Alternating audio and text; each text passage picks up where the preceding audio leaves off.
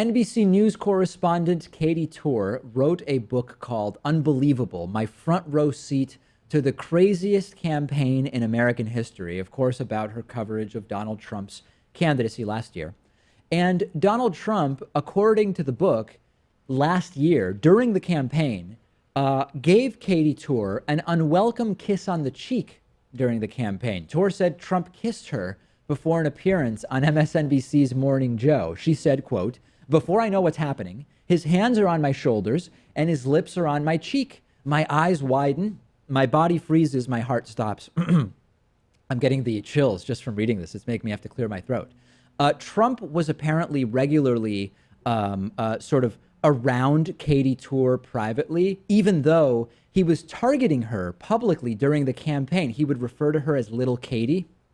Not exactly a sign of respect from a candidate to a member of the media. He called her a third-rate reporter during a rally.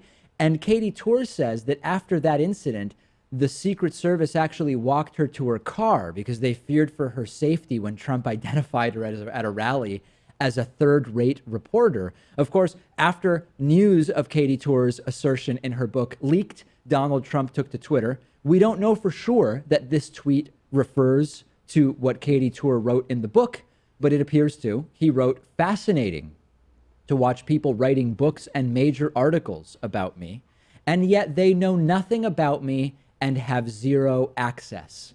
A few thoughts here, okay? Number one, if you look on the, in the catacombs and bowels of the internet, this is fake.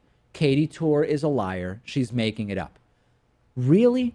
If this is all Donald Trump did, given Trump's history, I would say Katy Tur is lucky that all he did was give her an unwanted kiss on the cheek.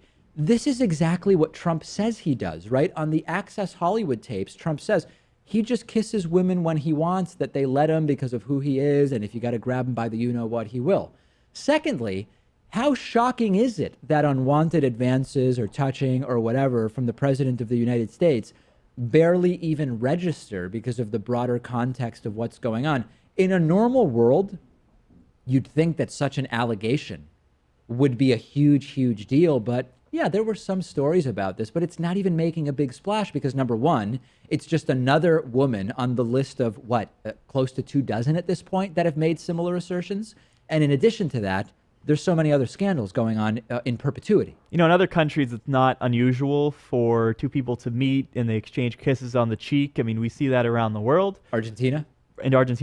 But, it's just not typically a custom here. No. And if it is done, it's not done in any sort of sexual or romantic way. Yeah. With Donald Trump, I mean, we can't give him that benefit of the doubt because his words contradict that. Yeah. And the other aspect of this for people saying it's just fake is what accusations have been made about Donald Trump that have been proven false. I mean, in all of this, it's like, Trump's lying about his charitable donations. Turns out to be true. More and more of the Russian dossier, initially unproven, turns out to be true. There's just no trend of all of these incorrect allegations being made about Donald Trump. And lastly, I do think Trump is sort of off sexually, but I think a lot of this stuff is even the language of grab him by the pussy. It's more about dominance than it is about sex, right? It's more about Trump being in control. And we get insight into that from something Katy Tur said. Katy Tur said when Trump kissed her, the first thing she thought of was, I hope the cameras didn't see it because my bosses will not take me seriously. She's probably right that if her bosses knew Trump kissed her, it wouldn't be good for her career-wise. It would raise questions about her journalistic ethics or appearance or whatever, even though it would be effectively punishing her for having been the recipient of unwanted advances from Trump. She's right about that, and I think that goes to show that there's a dominance aspect to this that seems to be what is motivating Trump in some way. And it's like Trump knows that the kiss is unwanted, too, which is an extra layer there because it is about dominance. I mean, in that Access Hollywood tape, he said that he doesn't even wait, implying that he doesn't even wait for consent. And I think that was the most damning part of that. No doubt about it. And listen, Trump is a vile guy, right? Like a genuinely repulsive person. I was thinking of the entire who would you rather have a beer with thing. Remember that? Would you rather have a beer with Bush or Obama? Would you rather have a beer with Obama or Romney? Actually, well, Romney's a Mormon. He supposedly doesn't drink, so that's not a good example. Trump actually supposedly doesn't drink either, but the idea of it, right? Can anyone really imagine just hanging out with Trump?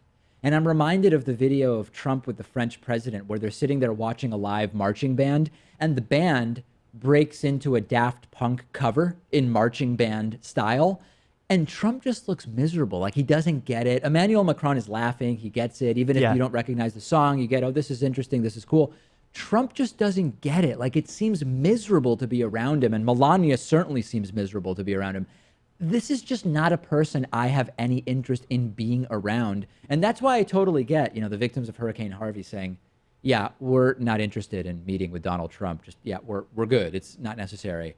The parents of Heather Heyer, who was run over in that horrible Charlottesville incident, saying, yeah, we have no interest in meeting with Donald Trump. I get it. I don't want to be around the guy either. You don't know what he's going to say, too. If he just says, well, it's one and the same with the neo-Nazis as the Antifa groups. Could make it worse. Yeah, Heather Heyer, she was a great person, just like the great people on the other side as well. Just absolutely horrible. The video you just watched was made possible by support from you. Please go to patreon.com/David Pakman Show. You can make a pledge of as little as $1 per month.